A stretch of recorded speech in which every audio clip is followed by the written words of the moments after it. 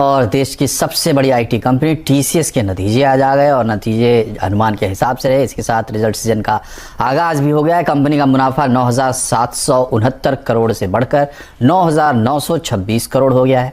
आय 48,885 करोड़ से बढ़कर 50,591 करोड़ हो गई है। नतीजों पर ज़्यादा बातचीत करने के लिए हमारे साथ हमारी सहयोगी हर्षदा सावंत जुड़ गई हैं। हर्षदा, सबसे पहले ये बताइए कि नतीजे कैसे रहे? नतीजे उम्मीद के अनुसार ही रहे हैं और खासतौर से जो आप रेवेन्यू टर्म्स में कह रहे थे, डॉलर रेवेन्यू 2.6% पर आई है। पिछले क्वार्टर्स की तुलना में थोड़ी सी नरमी जरूर देखने को मिली है, लेकिन ये रफली इन लाइन है, इसमें कुछ और अलग नहीं हुआ है। साथ ही साथ कंपनी ने दरअसल ध्यान रखिएगा कांस्टेंट करेंसी बेसिस पर 3.2% रेवेन्यू ग्रोथ दिखाई है, जहां पर पिछले क्वार्टर 4% तक का अनुमान था। तो थोड़ा सा लोअर है ये आंकड़ा, लेकिन मार्केट यही एक्सपेक्ट कर रहा था कि 3-3.25% के आसपास तक की ग्रोथ देखने को मिलेगी। अब मार्जिन स्थिर रहे हैं 25% के करीब। हालांकि कंपनी का जो एस्पिरेशन बैंड है वो 26 से 28% का है।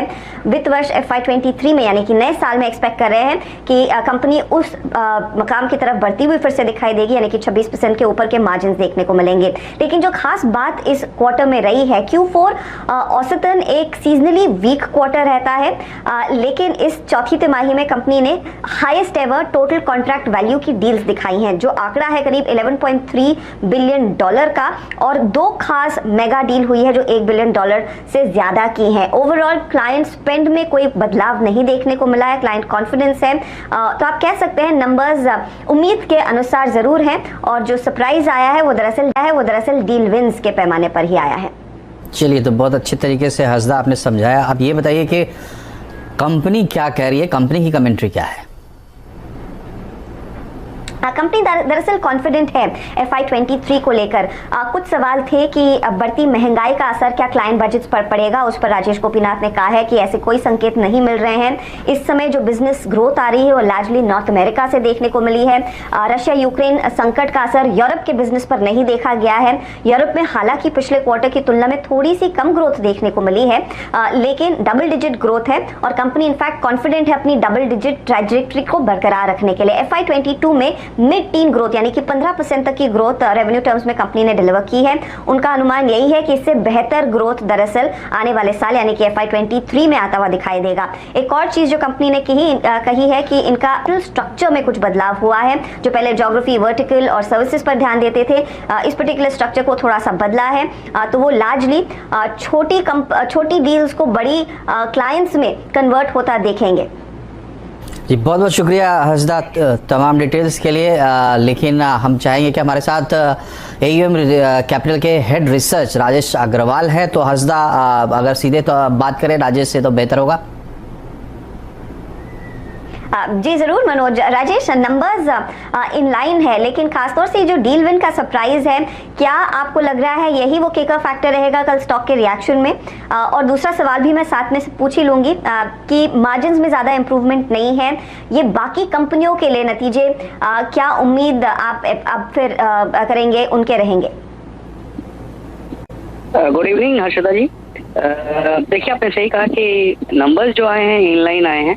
Q4 का ही नेट अगर देखा जाए तो 99.3 बिलियन आया है, 16.55 की एक्सपेक्टेशन थी, तो कोई विशेष डाइवर्जेंस नहीं है।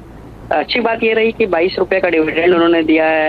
एडिशन रेट 17.4% होने के बावजूद एक पॉजिटिव बात यह है कि उन्होंने रिकॉर्ड हायरिंग करी है, 1,03,000 के आसपास की हायरिंग करी है, और ये सब चीजें पॉजिटिव है। और वैल्यूएशन के लिहाज से भी अगर देखेंगे ना तो FY23 की पी जो इस वक्त आ रही है वो 30 के आसपास ही आ रही है। और जिस तरीके से एक थोड़ी सी चिंता बाजार को ये थी कि इन्फ्लेशनरी प्रेशर होने के कारण से हो सकता है कि आने वाले दिनों में डिस्क्रिशनरी स्पेंड थोड़े से कम हो जाए और उस वजह से इनके डील्स की प्रॉब्लम हो। लेकिन जिस तरीके से मैनेजमेंट की कमेंट्री अभी मैं सुन रहा था, तो जिस तरीके से उन्होंने कॉन्फिडेंस जताया है कि FY23 इससे बेहतर होने वाला है और उन्हें कोई मैच नहीं है और इन्फ्लोस को लेकर के, तो मैं समझता हूँ कि एक पॉजिटिव व्यू बनता है।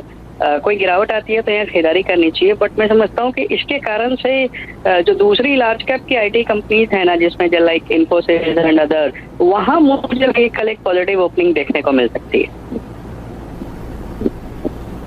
कमेंट्री के आधार पर। लेकिन मार्जिन्स जो 25% के आसपास स्थिर हैं, क्या वो चिंताजनक नहीं है? अगर कंपनी यहाँ से और इम्प्रूव नहीं करती है मार्जिन्स, राजेश, उसे आप कैसे पढ़ेंगे? बिल्कुल मार्जिन्स पे चिंता तो है, क्योंकि अगर आप देखो तो तीसरी तिमाही में जो पहले दो तिमाही में जिस तरह की एट्रिशन हुई थी उसे रोकने के लिए तीसरी तिमाही में प्राय सभी आईटी कंपनी ने वेज हाइक करी और उस कारण से मार्जिन से प्रेशर है। दूसरे, अब ट्रैवलिंग के कॉस्ट बढ़ने लगेंगे तो मार्जिन से प्रेशर तो बिल्कुल होने वाला है। बट अगर इनकी डील विंस हो जाती है और रेवेन्यू अच्छी खासी ग्रोथ आती है तो मुझे लगता है कि वहां से थोड़ा सा मैनेज हो जाएगा।